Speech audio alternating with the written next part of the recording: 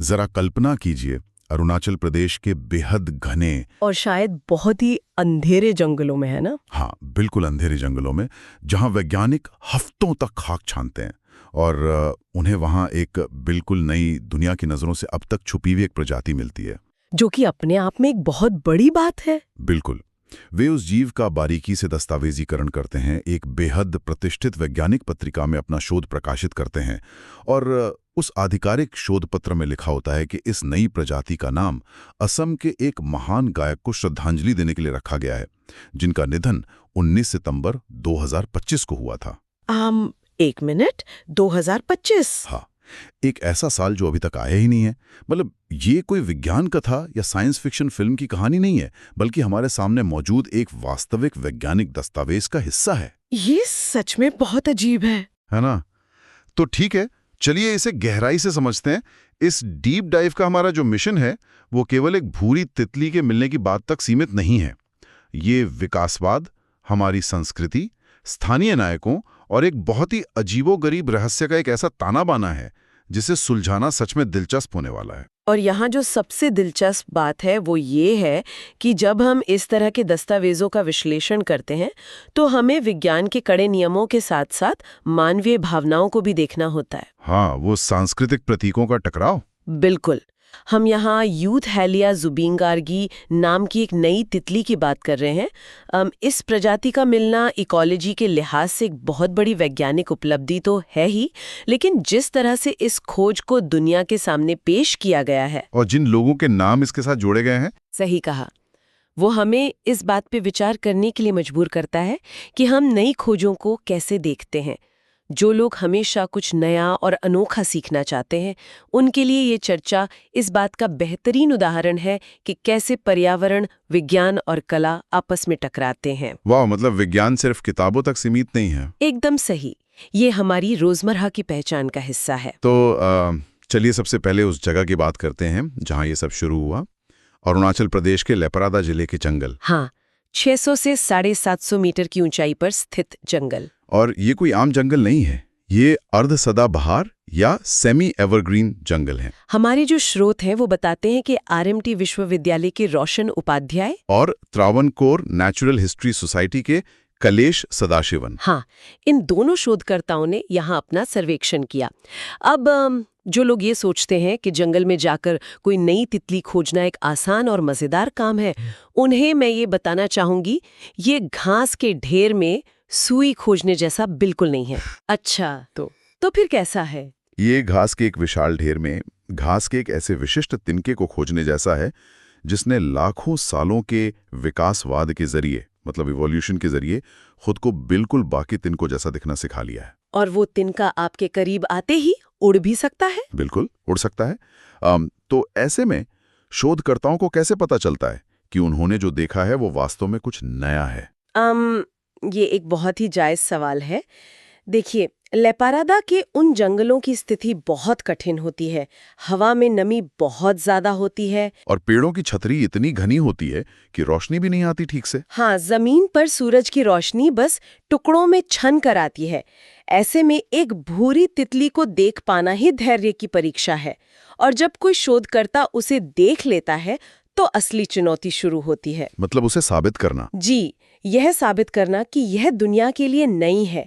हमारे सूत्र बताते हैं कि यह खोज एंटोमन नाम की पत्रिका में प्रकाशित हुई है, जो कि association for advancement of entomology की त्रैमासिक पत्रिका है ना? बिल्कुल। और ऐसी वैज्ञानिक पत्रिका में प्रकाशन का सीधा सा मतलब है कि इस खोज को विज्ञान जगत की कड़ी समीक्षा से गुजरना पड़ा है, जिसे पीयर रिव्यू कहते हैं। हाँ, ये केवल एक दावा नहीं है, बल्कि एक प्रमाणित सत्य है। उन्होंने इसका डीएनए, पंखों की नसों के पैटर्न, सब कुछ बारीकी से जांचा होगा। और यही बात मुझे हैरान करती है, क्योंकि दक्षिण और दक्षिण पूर्व एशिया तो यूथालिया जीनस की तितलियों से भरा पड़ा है। हाँ, ये जीनस इस पूरे इलाके में बहुत आम है। तो उन सैकड़ों प्रजातियों के बीच से इस एक को अलग पहचानना, और वो भी तब जब आपके पास अध्ययन के लिए बहुत ही कम नमूने हों, यहाँ कहानी सच में बहुत रोचक हो जाती है। अच्छा, कैसे? क्योंकि जो डेटा हमारे पास है उसके अनुसार महीनों के गहन सर्वेक्षण के बाद शोधकर्ताओं को केवल 2 नर तितलियां मिली। सिर्फ 2 मेल? हाँ, सिर्फ 2। उनमें से भी एक को उन्होंने एकत्र किया और दूसरे की सिर्फ तस्वीर ले पाए। तो यहाँ मेरा एक चुनौतीपूर्ण सवाल है। पूछिए। अगर महीनों की मेहनत के बाद सिर्फ 2 नर तितलियां ही मिली हैं, तो क्या इसका मतलब ये है कि ये प्रजाति विलुप्त होने के कगार पर है, या फिर इनके जो मिट्टी जैसे भूरे पंख हैं और उन पर जो हल्के धब्बे हैं वो इन्हें छिपने का उस्ताद बनाते हैं? यहाँ जो सबसे दिलचस्प बात है वो ये है कि ये एक महत्वपूर्ण सवाल खड़ा करता है। पहली नज़र में लगेगा कि शायद ये खत्म हो रही हैं। हाँ, कोई भी यही सोचेगा। लेकिन हमें अत्यधिक दुर्लभ और अत्यधिक स्थानीयकृत होने के बीच का अंतर समझना होगा। मतलब हाईली लोकलाइज्ड। बिल्कुल।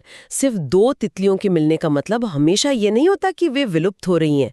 बहुत संभव है कि ये तितली केवल एक बहुत ही विशिष्ट माइक्रो हैबिटेट में रहती हो। माइक्रो हैबिटेट मतलब जंगल का कोई एक बहुत ही छोटा सा खास हिस्सा? हाँ, शायद 600 से 750 मीटर की ऊंचाई पर कोई एक ऐसा विशिष्ट पहाड़ी ढलान हो जहां का तापमान और नमी इसके अनुकूल हो। अगर कोई वहां से 100 मीटर भी दूर जाए तो शायद ये तितली कभी न मिले। तो मतलब वे संख्या में कम नहीं हैं, बल्कि वे बहुत ज्यादा नखरेबाज हैं कि उन्हें कहाँ रहना है। बिल्कुल। और दूसरी बात जो आपने उनके पंखों के बारे में कही, उनका छलावरण या कैमोफ्लॉज। हाँ, वो मिट्टी जैसे भूरे पंख। सोचिए, जब ये तितली सूखे और सड़ते पत्तों के बीच बैठती होगी तो वो हल्का धब्बा बिल्कुल वैसा दिखता होगा जैसे पेड़ों के बीच से छनकर आती हुई धूप। एकदम सही। तो उनका न दिखना उनकी कमजोरी नहीं है, बल्कि उस जंगल में छिपने की उनकी सबसे बड़ी ताकत है। वाह, तो हमने इनकी दुर्लभता और रूप रंग को समझ लिया। लेकिन अब इस तितली के सबसे अनोखे पहलू की ओर बढ़ते हैं, इसके नामकरण की ओर। हाँ, अक्सर विज्ञान में लैटिन नामों का इस्तेमाल होता है ना? किसी जटिल लैटिन शब्द से नाम रख दिया जाता है। हाँ, आमतौर पे उनके भौतिक लक्षणों या भौगोलिक स्थान के आधार पर। लेकिन यहाँ एक दुर्लभ जीव का नामकरण उसके रंग रूप के बजाय इंसानों पर किया गया है। इसका वैज्ञानिक नाम रखा गया है यूथहालिया जुबीन गार्गी, जो कि असम के महान गायक और सांस्कृतिक आइकन जुबीन गर्ग को श्रद्धांजलि है। बिल्कुल। और इसका एक सामान्य नाम भी है, बासर ड्यूक। ये नाम अरुणाचल प्रदेश के एक पुलिस कांस्टेबल बासर ड्यूक के सम्मान में है। हाँ, जिन्होंने इस सर्वेक्षण में बहुत महत्वपूर्ण मदद की थी। तो इन सब का असल में क्या मतलब है? मतलब एक गायक और एक कांस्टेबल का नाम एक तितली से क्यों जोड़ा गया? अगर हम इसे व्यापक संदर्भ में देखें तो ये विज्ञान को आम लोगों के करीब लाने का एक अद्भुत तरीका है। विज्ञान का लोकतंत्रीकरण? हाँ, डेमोक्रेटाइजिंग साइंस। जब वैज्ञानिक खोजों को कांस्टेबल बासर ड्यूक जैसे स्थानीय नायकों या जुबीन गर्ग जैसे सांस्कृतिक प्रतीकों से जोड़ा जाता है, तो लोगों को कैसा महसूस होता है? स्थानीय समुदायों में अपने पर्यावरण को संरक्षित करने के प्रति गर्व की भावना पैदा होती है। वे अब सिर्फ एक कीड़े को नहीं बचा रहे हैं, वे अपने पुलिस वाले की मेहनत और अपने पसंदीदा गायक की विरासत को बचा रहे हैं। बिल्कुल, ये एक बहुत ही गहरा भावनात्मक जुड़ाव है। ये तो बहुत ही शानदार पहल है। लेकिन अब हमें उस अजीब गरीब बात पर आना ही होगा जो हमारे स्रोत सामग्री में दी गई है। वो 2025 वाली बात? हाँ, स्रोत में बहुत स्पष्ट रूप से लिखा है कि जुबिन गर्ग को यह नाम श्रद्धांजलि देने के लिए रखा गया है, जिनका निधन 19 सितंबर 2025 को हुआ था। जो कि जाहिर है एक भविष्य की तारीख है। हाँ, मतलब हम अभी उस साल में पहुंचे ही नहीं हैं। जब मैंने पहली बार इसे पढ़ा तो मेरा दिमाग चकरा गया। क्या ऐसा हो सकता है कि इतने प्रतिष्ठित वैज्ञानिक दस्तावेज में इतनी बड़ी गलती हो? देखिए, हम यहाँ किसी भी पक्ष का समर्थन नहीं कर रहे हैं, ना ही हम कोई दावा कर रहे हैं। हम सिर्फ निष्पक्षता से उस जानकारी को सामने रख रहे हैं जो स्रोत में है। बिल्कुल, हमें बस जानकारी रिपोर्ट करनी है। लेकिन ये सच है कि ये बहुत असामान्य है। एंटोमन जैसी पत्रिका में हर तथ्य की कई बार जांच होती है। ऐसे में भविष्य की किसी तारीख का होना इस रिपोर्ट को अपने आप में एक दिलचस्प और रहस्यमयी दस्तावेज बनाता है। ऐसा लगता है जैसे कोई टाइम ट्रैवल की कहानी हो, या शायद कोई बहुत ही अजीब टाइपो हो जो किसी की पकड़ में नहीं आया। कुछ भी हो सकता है। ये एक विरोधाभास है जो स्रोत में मौजूद है। लेकिन महत्वपूर्ण बात यह है कि ये विरोधाभास इस खोज के वैज्ञानिक महत्व को कम नहीं करता। सही बात है।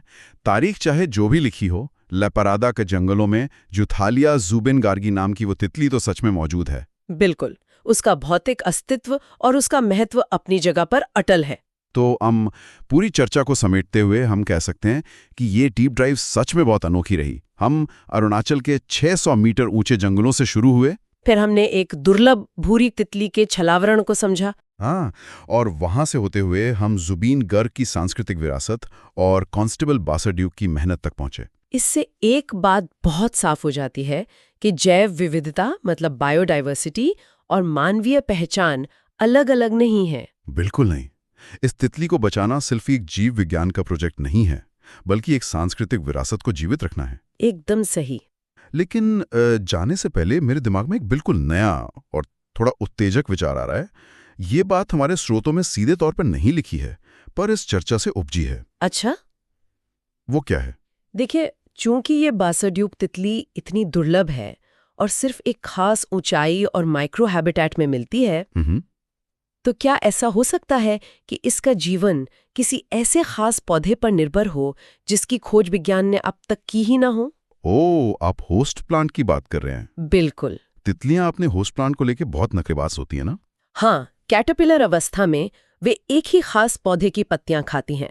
तो सोचिए, क्या इस एक दुर्लभ तितली को बचाने की हमारी कोशिश हमें भविष्य में वनस्पतियों की पूरी एक नई दुनिया तक ले जा सकती है? ये तो बहुत ही शानदार विचार है।